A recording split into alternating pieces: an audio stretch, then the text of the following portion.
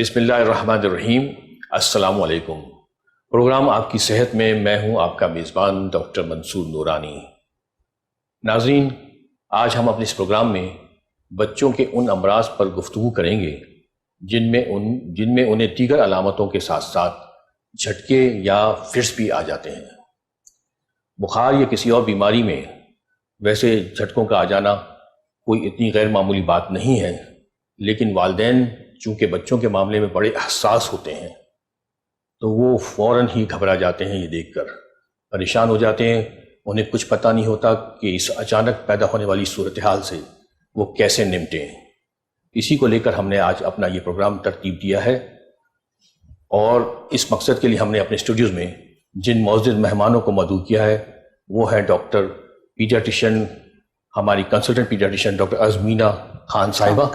اور ان کے ساتھ تشریف فرما ہے ڈاکٹر ماریہ مقصود، یہ بھی ہماری کنسلٹنٹ پیڈیاٹیشین ہیں اور شہر کے ایک معروف ہاسپٹل میں کام کرتی ہیں۔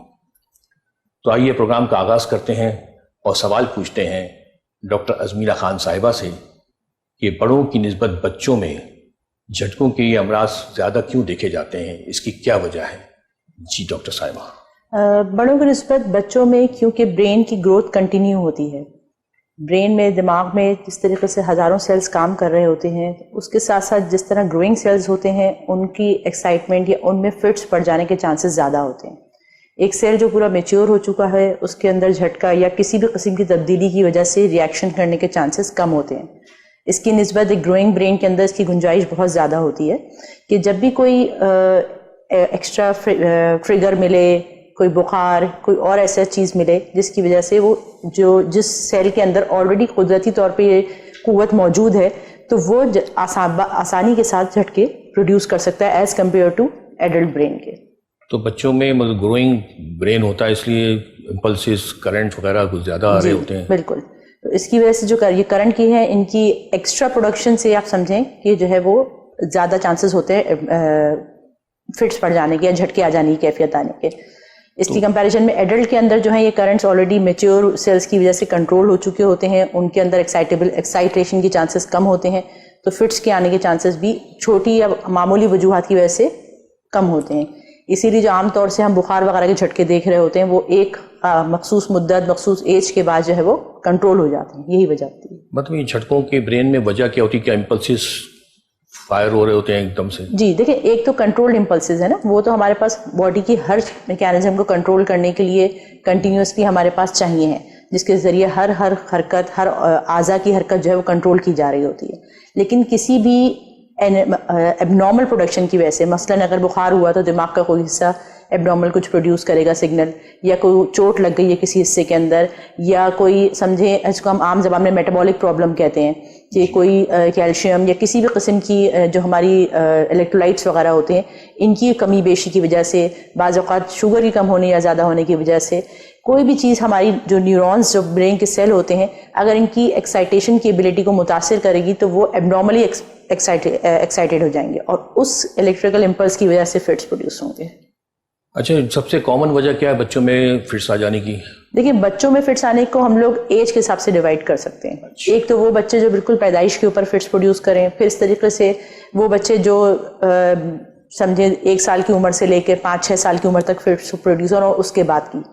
جو بالکل نومولود بچوں کے اندر ہم لوگ دیکھتے ہیں اس میں زیادہ تر شوگر کم ہو جانے کی وجہ سے یا اس قسم کی چیزوں سے، کسی قسم کی نمکیات کے اوپر نیچے ہونے کی وجہ سے فٹس کے آنے کا خدشہ ہوتا ہے۔ دوسری صورتحال یہ ہوتی ہے کہ پیدائش کے دوران خدا نخواستہ کسی قسم کا بچے کو کوئی نقصان پہنچا ہے، وقت پہ رویا نہیں ہے، یا دماغ کے کوئی کسی قسم کا نقصان پہنچا ہے، اس سے جھٹکے آ سکتے ہیں۔ تیسری صورتحال یہ ہوتی ہے کہ پیدائشی طور پہ جسم میں کچھ ہارمونز کی کمی ہو جس کی وجہ سے وہ باڈی سے وہ چیزیں جو ایکسکریٹ ہو جانی چاہیے وہ باڈی میں ٹھہر رہی ہوں اور وہ دماغ کو نقصان پہنچا رہی ہوں اور جھٹکے آئیں۔ ان سب باتوں کے ساتھ ساتھ جیسے تھوڑے بڑے بچوں میں ہم کامنلی ایک دیکھا جاتا ہے کہ پیرنٹس کا کچھ کانسیپٹ ہوتا ہے کہ بس بخار کا جھٹکا ہے تو اس کو چھوڑ دیا جائے، بخار کے ساتھ جھٹکا آیا ہے، لیکن ہر جھٹکا جو بخار کے ساتھ آئے وہ معمولی جھٹکا نہیں ہوتا، تو اس کے بھی ہمیں دیکھنا پڑتا ہے۔ بعض اوقات گردن توڑ بخار کے جھٹکے ہوتے ہیں، دماغ کے کوئی وائرس کی میں وائرل انفیکشن کی وجہ سے دماغ میں اس کی وجہ سے جھٹکے آ سکتے ہیں۔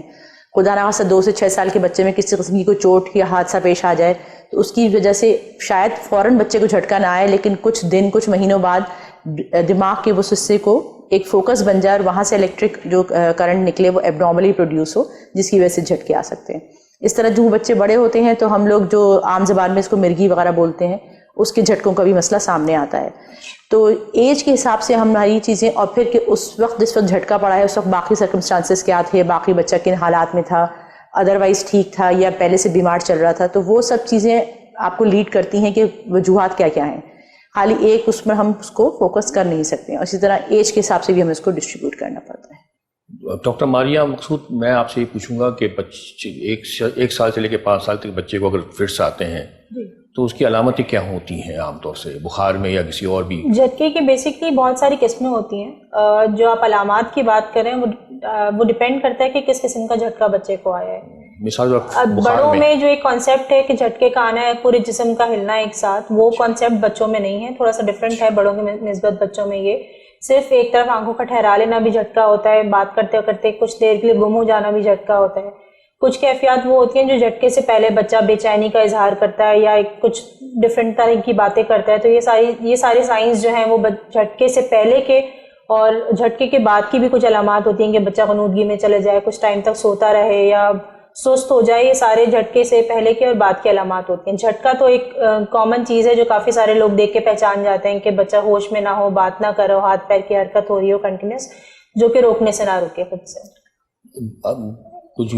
ہوتا ہے کہ جسم کا ایک پارٹ ہل رہا ہو یا دوسرا پارٹ نہیں ہل رہا ہو؟ یہ ڈیپینڈ کرتا ہے، جیسے میں نے آپ کو بتایا کہ مختلف قسمیں ہوتی ہیں۔ فوکل سیجرز کہلاتے ہیں جس میں جسم کا صرف ایک حصہ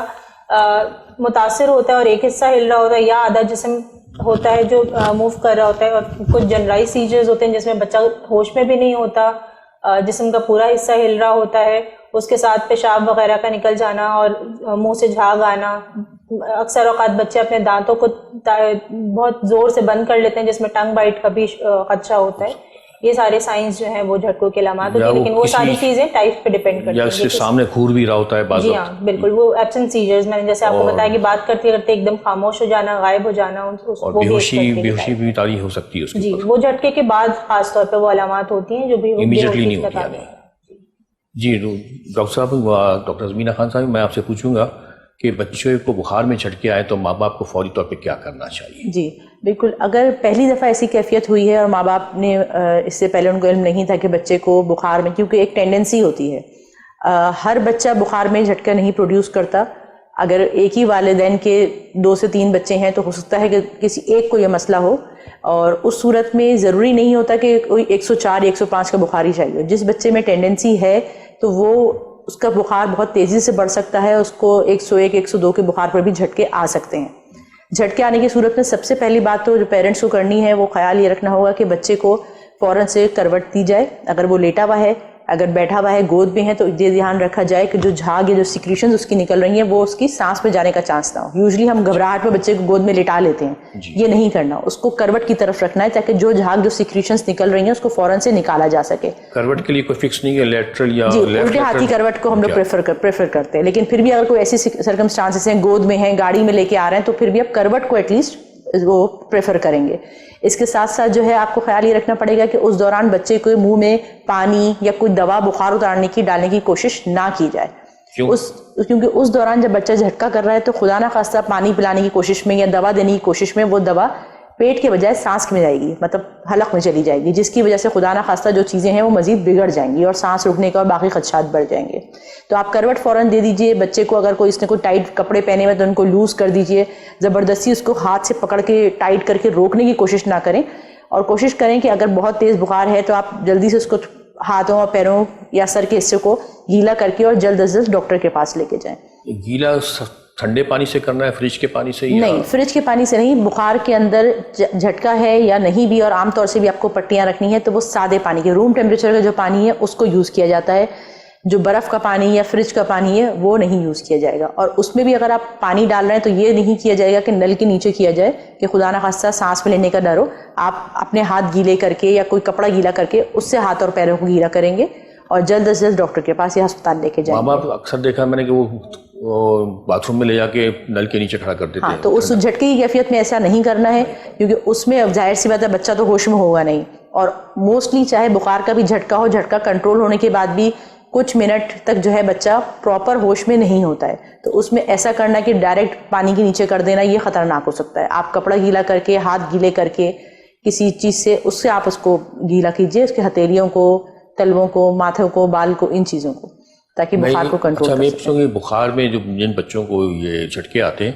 کیا یہ موروثی بھی ہوتا ہے؟ کسی فیملی میں اگر 1-2 بچوں کو ہے تو دوسروں کو بھی ہو سکتا ہے؟ جی بالکل, اس کی ٹینڈنسی ہوتی ہے. اور اگر ماں باپ کو اپنے بچپن میں جھٹکے پڑے ہیں تو بھی اس صورت میں بچوں کو جھٹکے آنے کی, یا بہن بھائیوں میں آئے ہیں اس صورت میں, یا خاندان میں اور بچوں کو آتے ہیں بخار کے جھٹکے, تو اس صورت میں یہ ٹینڈنسی ہوتی ہے. لیکن اس میں جو دھیان رکھنے والی بات ہوتی ہے وہ یہ کہ یہ ایک سوچ کے کہ جھٹکا بخار کا ہے اور ہمیشہ ہی بخار میں جھٹکے آتے ہیں, اس کو کبھی بھی لائٹلی نہیں لینا چاہیے. ایک بچہ جس کو موروثی طور پہ بخار پہ جھٹکے آتے ہیں اس کو بھی انفیکشن ایکوائر کرنے کا چانس اتنا ہی ہے جتنا کسی اور بچے کو ہے. تو اس صورت میں اگر بچے کو خدا نخواستہ جھٹکے آئے ہیں تو, اور آپ کو لگ رہا ہے کہ وہ اب وقتی طور پہ بخار کے جھٹکے تھے, لیکن آپ کوئی بھی اس کے جھٹکوں میں ان یوزول چیز نوٹس کریں. مثلاً عام طور پہ بخار کے جھٹکے کے بعد بچے فوری طور پہ ہوش میں آ جاتے ہیں اور نارمل بیہیو کر رہے ہوتے ہیں, اور بخار اتر جائے تو وہ نہیں ہوتا. اسی طرح بخار کے جھٹکے جو ہوتے ہیں وہ بخار شروع ہونے کے یوزلی 24 گھنٹے کے اندر فرسٹ ٹائم پروڈیوس ہو جاتے ہیں,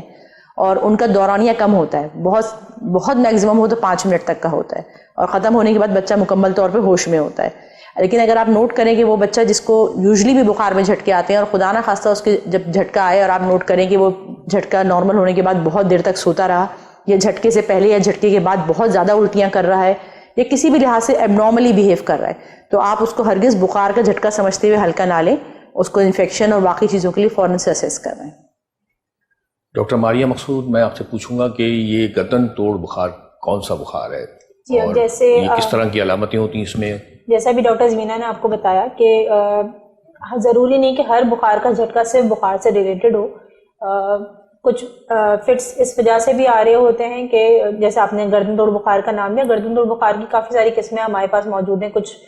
گردن توڑ بخار وائرس, کچھ بیکٹیریا کی وجہ سے ہو رہے ہوتے ہیں. تو اگر کوئی اس قسم کا انفیکشن جس نے دماغ کے میمبرین کو یا دماغ کے حصوں کو بھی انفیکٹ کرنا شروع کر دیا ہے تو جھٹکے ظاہر ہے اس میں بھی بخار آئے گا, اس میں بھی فٹس آئیں گے, بٹ اس کو ڈفرینشیٹ کرنا یا اس کو پہلے والے جھٹکوں سے کس طرح سے وہ الگ ہیں, وہ جیسے انہوں نے سائنس بتایا کہ آپ کو یہ ضرور دیکھنا ہے کہ کیا یہ سائنس پہلے والے جھٹکوں کے مقابلے میں ڈفرینٹ ہے, یا پھر کوئی وہ بچہ جس کو کبھی زندگی میں جھٹکا نہیں آیا اور ایک دفعہ بخار آیا یا 2-3 دن سے بخار چل رہا تھا اور جھٹکے آئے, تو اس میں ہمیں ضرور گردن توڑ بخار کے بارے میں سوچنا پڑتا ہے. ظاہر جو ماں باپ پہلے سے اس چیز کے لیے پرون ہوتے ہیں, ان کو پتہ ہوتا ہے کہ ہاں میرے بچے کو بخار کے ساتھ جھٹکا آتا ہے, ان کے لیے کبھی کبھی یہ چیز نگلیکٹ ہو جاتی ہے ان فیملیز میں, کیونکہ وہ ہمیشہ اس کو اس سے لنک کر رہے ہوتے ہیں. تو یہ بڑی اچھی انہوں نے بات بتائی کہ آپ کو ہر فٹس کو سیریس لینا ہے. ایسا نہیں کہ ایک بچے کو زندگی میں 6 سے 7 بار جھٹکے آ چکے ہیں تو 8ویں بار وہ گردن توڑ بخار نہیں ہو سکتا, وہ بالکل انفیکشن چینج ہو سکتا ہے, وہ اس کے دماغ کو افیکٹ کر سکتا ہے. تو ان ساری چیزوں کو دماغ میں رکھنا بہت ضروری ہے. گردن توڑ بخار میننجائٹس جسے ہم کہتے ہیں, وہ ظاہر ہے وہ ایک انفیکشن ہی ہے, جس طرح گلے کا انفیکشن ہے ٹونسلائٹس, اسی طرح سے جو دماغ کی میمبرین ہے اس کے انفیکشن کو ہم میننجائٹس کہتے ہیں. گردن توڑ بخار یہ ظاہر ایک سیریس نیچر کا انفیکشن ہوتا ہے.